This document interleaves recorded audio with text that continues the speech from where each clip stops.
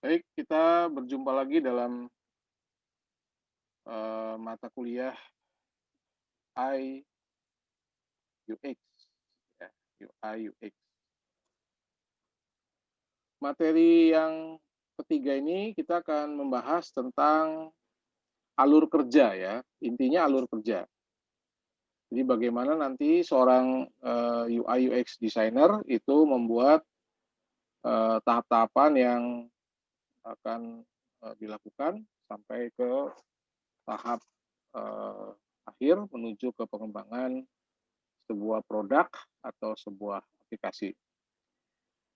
Baik, secara umum di 2 minggu pertama materi sudah sering kita singgung apa itu UI dan UX ya. Sekarang kita akan coba lihat lebih mendalam eee, bahwa sebenarnya desain UI dan UX ini merupakan 2 sisi yang berbeda ya, berbeda dan tidak bisa dipisahkan. Jadi ini nggak berdiri sendiri, jadi UI sendiri, UX sendiri nggak. Jadi sebetulnya ini satu kesatuan. Ya, tapi prosesnya memang memang, berbeda ya prosesnya. Desain UI dan UX ini akan menentukan apakah produk yang nanti dihasilkan itu bisa dipakai atau digunakan oleh user dengan mudah. Ya, intinya dengan mudah, gitu ya. Jadi kemudahan, gitu kan.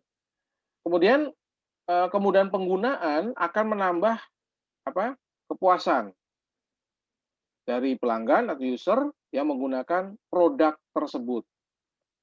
Jadi tidak harus berbentuk sebuah aplikasi atau web ya. Kalau produk itu yang sifatnya fisik yang kita pakai itu juga sebuah produk. Nah, kemudian desain UI dan UX berbeda tidak hanya secara teori namun prosesnya. Ini yang penting. Jadi teorinya beda, prosesnya juga beda. Tapi kalau kita lihat ya dalam ilustrasi yang saya buat di sini berarti apa nih? Ada satu garis yang sebenarnya terhubung. Betul ya, Saudara ya. Kalau di sisi UI itu berarti Anda ngedesain dan sebagainya. Kalau di sisi UX apa nih? Kita bikin gambaran ya, sebuah pengalaman dituliskan. Jadi orang per orang itu dibuat apa namanya, feedback-nya, responnya dan seterusnya ya. Nanti di bawahnya ada grafik, bagaimana perkembangan bla bla bla, ya, itu UX. Jadi kalau kita lihat secara umum ya, kalau UI kan sudah definisinya sudah cukup jelas. Ini ilmu tentang apa? Tata letak grafis. Kalau kita bicara web ya, tata letak grafis web atau aplikasi. Cakupannya itu tombol, apalagi teks, picture ya, text entry isian fields, dan semua item yang berinteraksi dengan pengguna. Hati-hati ya, cakupannya adalah tombol, jelas, teks, gambar, text entry fields, dan semua item yang berinteraksi dengan pengguna. Itu masuk ke dalam ranahnya UI. Termasuk apa lagi? Layout, animasi, transisi, dan semua interaksi kecil itu termasuk ke dalam ranahnya UI. Bagaimana user berinteraksi dengan paging di dalam web? Apa yang ditampilkan dalam setiap page-nya? Ini kerjaannya UI designer. Nah, elemen visual yang ditangani oleh seorang user uh, interface designer ini skema warna. Kita harus tahu betul perpaduan warna yang baik, bukan warna yang bagus. Semua warna bagus dan punya makna, tapi bagaimana memadukan warna-warna tersebut? Menentukan bentuk tombol, fontnya, ya harus bisa membuat tampilannya bagus yang akan meningkatkan customer retention, setia penggunanya, gitu. Nggak berpindah ke lain hati. Nah, itu kerjaannya UI designer ya, saudara. Bukan UX designer. Ini kan awal tahap dalam kita membuat sebuah aplikasi atau sebuah produk. Nah, kalau kita bicara tentang alur bagaimana sebuah user interface itu dibuat, kan bicara gini, kita bikin user interface kan dari orang yang butuh untuk dibuatkan sebuah aplikasi, web, atau produk apapun. Baru kita ngedesain UI-nya, betul nggak? Artinya mendesain UI-nya pun ini sudah termasuk apa? Kita mengumpulkan kebutuhan apa dan sebagainya, tapi kan aplikasinya belum dipakai gitu karena belum jadi. Artinya apa? Artinya kita belum bisa bicara bahwa UI-nya ini nanti menarik atau tidak.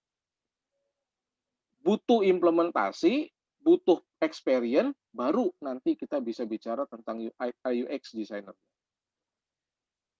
Oke ya, jadi kalau kita lihat istilahnya apa berarti? Istilahnya desain grafis.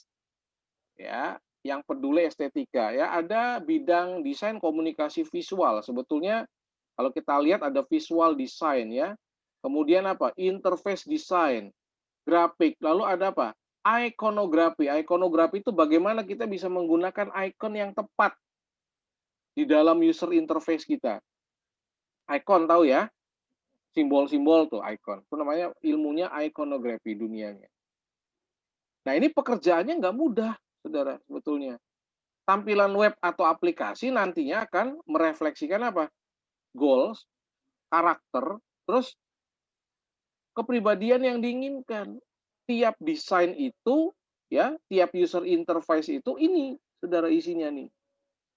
Visualnya bagaimana, interface-nya, ya, ikonografi, grafiknya bagaimana.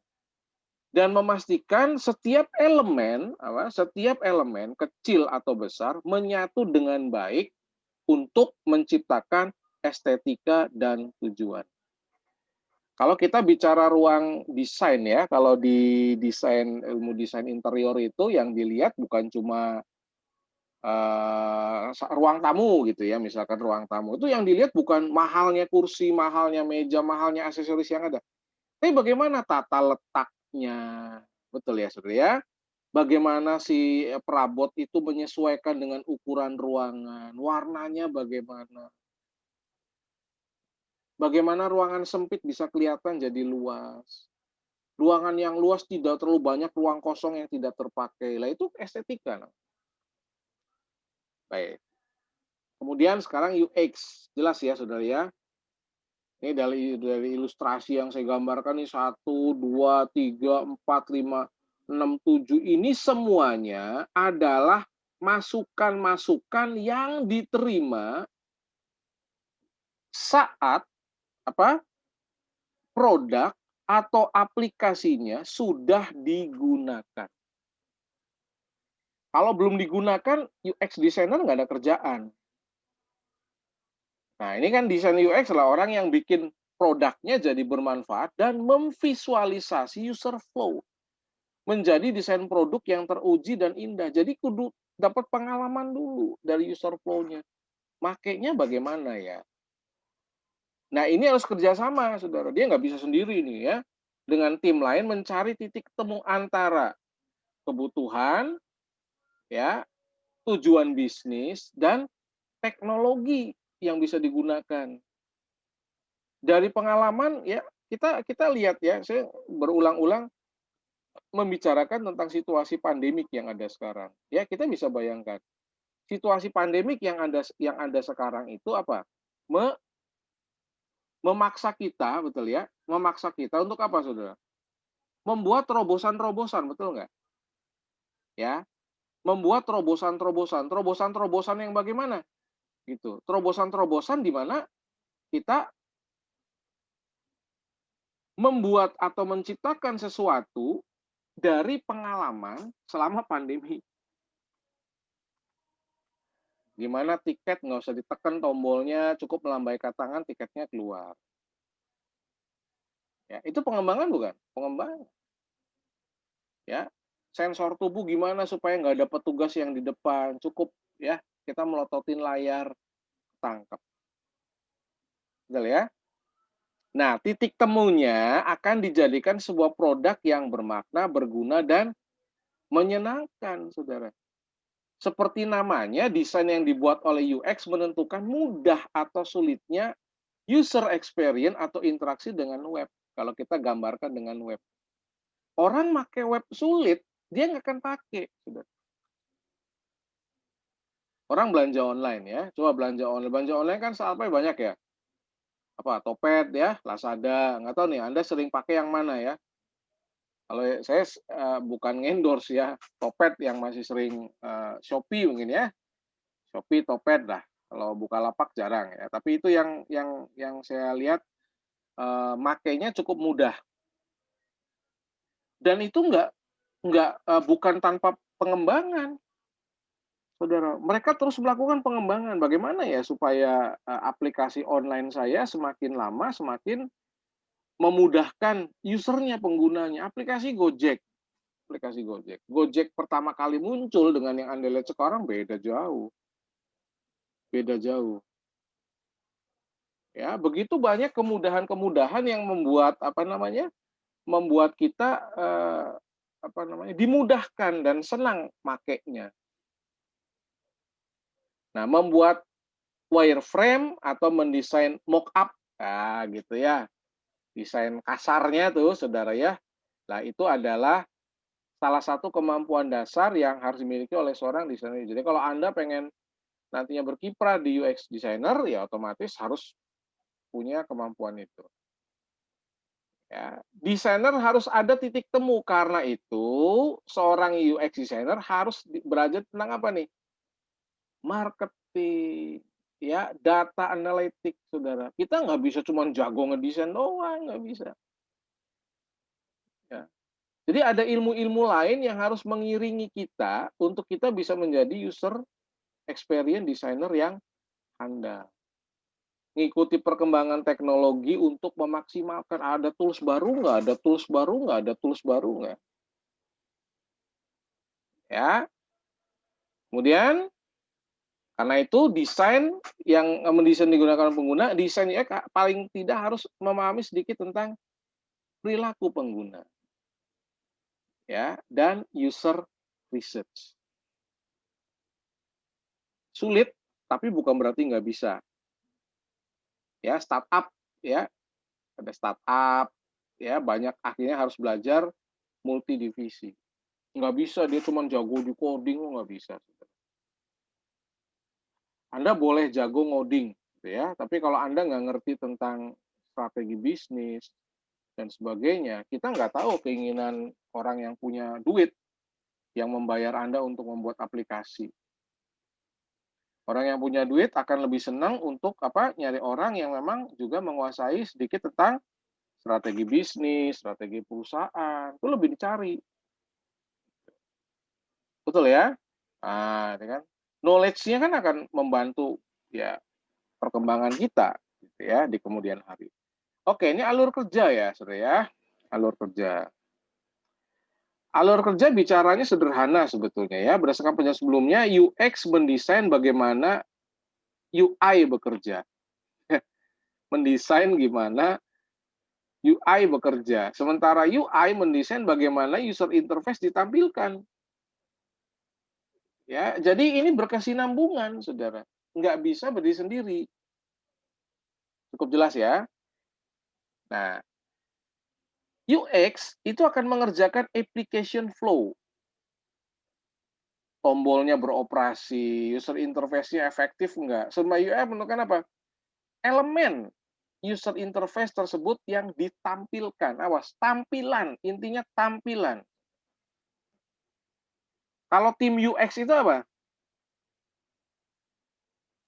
Fungsional dari setiap elemen yang ada di tampilan itu. Jalan enggak? Ya, lebih kepada operasionalnya. UI mendesain ya gambaran di pertemuan awal ya di web designer di webinar juga yang Pak Rifki sampaikan gitu ya, bagaimana saus itu ditampilkan terbalik, Saudara ya, dengan tutup botol yang flip gitu kan. Itu dari experience supaya penggunanya lebih mudah gitu. Tujuannya sih. Gitu ya. Oke ya.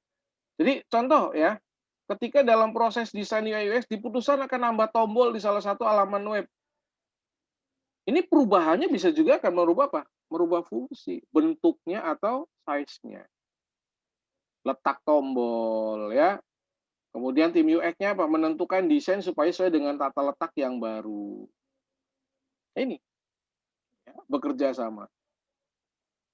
Kemudian harus ada apa? Research. Baik UI atau UX perlu mengetahui apa yang diinginkan oleh pengguna. What user want. Apa yang diharapkan dengan adanya aplikasi atau web yang demikian.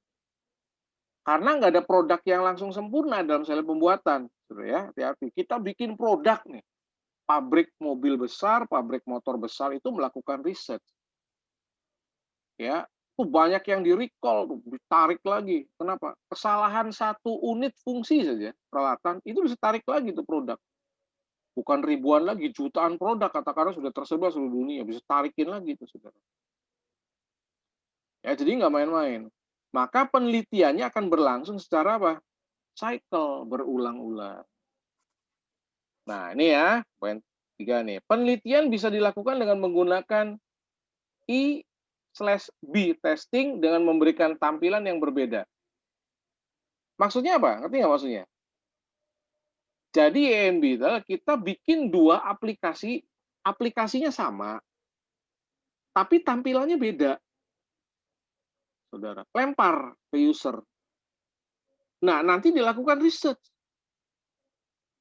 Ya, jadi penelitian yang dilakukan untuk desain UI UX memang sama, namun mereka melakukan informasi berbeda. Jadi dari A bagaimana, dari B bagaimana.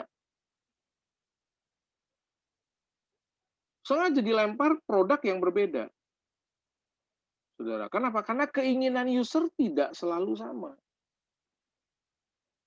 Anda bisa bayangkan kenapa kok satu vendor handphone ya, katakanlah Samsung ya. Samsung itu bikin produknya bervariasi banget, banyak bener ya. Seriesnya banyak, ya. Warnanya juga banyak. Nah, mereka bikin bikin produk-produk baru itu bukan tanpa research, saudara. Nah, research itu berjalan berdampingan dengan apa? Perkembangan teknologi. Nggak mungkin yang namanya produk baru itu teknologinya lebih lama ya dari teknologi yang sebelumnya, dari produk yang sebelumnya biasanya lebih baru. Handphone baru menawarkan apa? Kamera lebih canggih. Kenapa? Dari experience. Jelas ya? Itu produk-produk kayak Vivo, Oppo, handphone, tuh berlomba-lomba tuh mereka, saudara. Gimana ya cara bikin biar kameranya oke nih, biar mendongkrak penjualan. Ya, ternyata banyaknya HP itu banyaknya buat motret, saudara, buat selfie gitu kan? Ya. Oh gimana ya selfie supaya nggak di timer? Pakai apa? Pakai pakai di sensor ya. Set, nanti set lewat sekian detik baru motret. Ah gitu. Sudah. Ah ada seperti itu ya produknya ya. Udah pakai timer biasa gitu. Nah, itu dari apa? Dari itu maksudnya menggunakan eh, E/B ya. Baik, penelitian untuk desainer UI. Nah, ini dilakukan mungkin menunjukkan petunjuk apa yang dilakukan dan apa yang harus dihindari. Misalkan nih, pengguna nggak suka bentuk ikon yang tebal. Bentuk ikon yang lebih sederhana akan bikin pengguna lebih nyaman. Kan who knows, kita nggak tahu, saudara. Betul nggak? Ya. Nah, tampilan yang dinilai baik akan ditentukan sendiri oleh desainer UI. Tapi aturan dasar seperti kebutuhan dalam menyesuaikan harapan pengguna, ini nggak bisa dihindari. Kita nggak bisa, pokoknya kita senang, menurut kita bagus, menurut orang lain nggak bisa.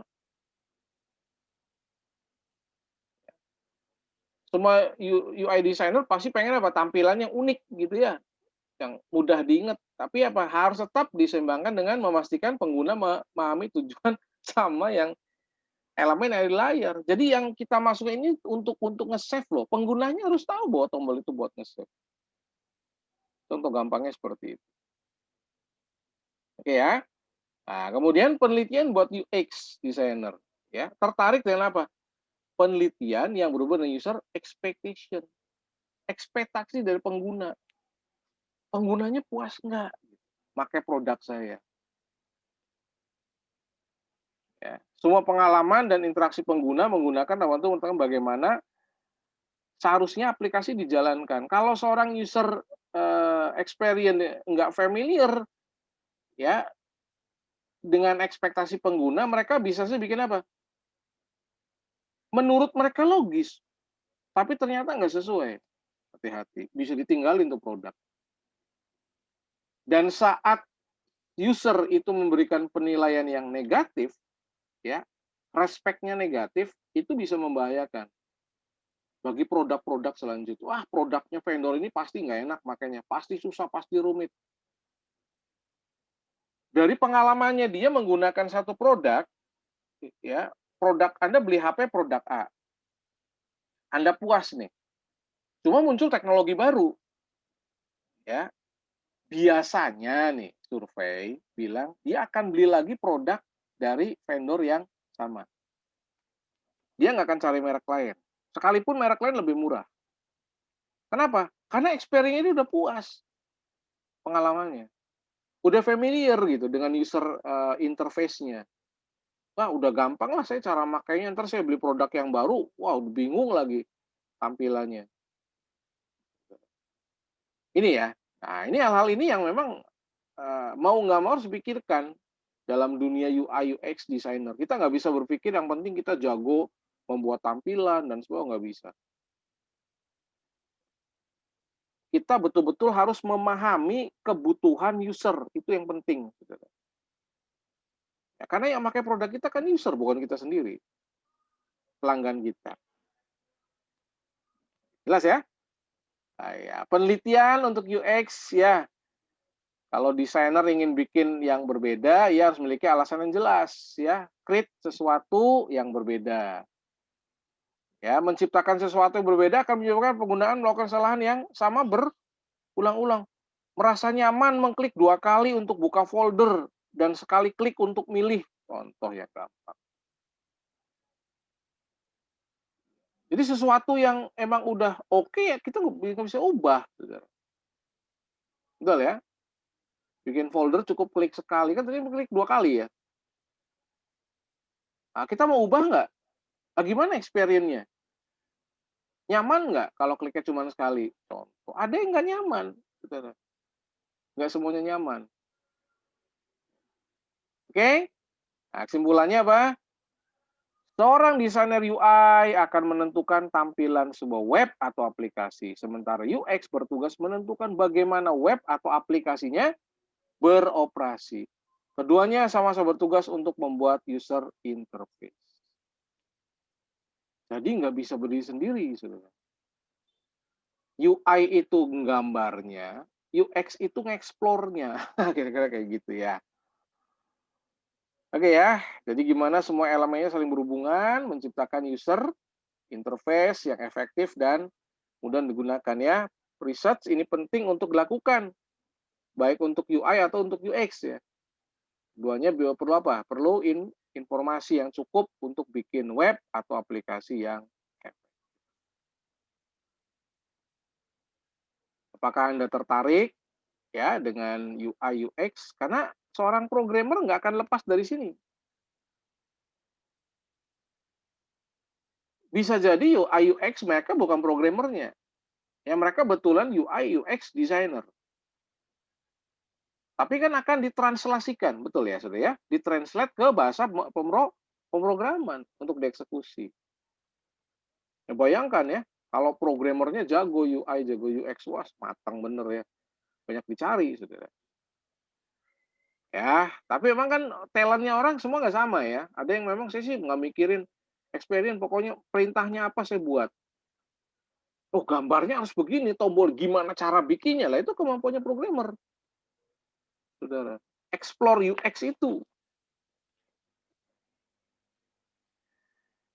Oke ya, ini sumbernya saya tuliskan, saya ngambil dari sebagian besar di sini sumbernya. Silakan nanti Anda bisa lihat sendiri. Baik, intinya bahwa apa yang saya jelaskan sekarang lebih ke arah bagaimana kita mengenal UI UX lebih mendalam ya dan terutama alurnya bagaimana. apa yang dilakukan oleh seorang UI designer, UX designer tadi tidak lepas dari apa? Tujuannya untuk membuat supaya aplikasi, apakah itu aplikasi yang bersifat software ya atau aplikasi yang bersifat produk fisik itu bermakna dan user friendly intinya ya. Nah, kalau udah user friendly pasti apa? Usernya akan puas, saudara. Dan kalau usernya puas, dia nggak akan berpindah ke produk yang lain. Muncul model baru, dia akan tetap menggunakan produk yang sama. Jadi kepuasan pelanggan dalam ilmu marketing itu kepuasan pelanggan, ya. Nah itu salah satu yang bisa memunculkan idenya UI, UX design supaya itu bisa tercapai. Oke, itu yang bisa saya sampaikan untuk pertemuan minggu yang ketiga. Ya, kata sampaikan. Assalamualaikum warahmatullahi wabarakatuh.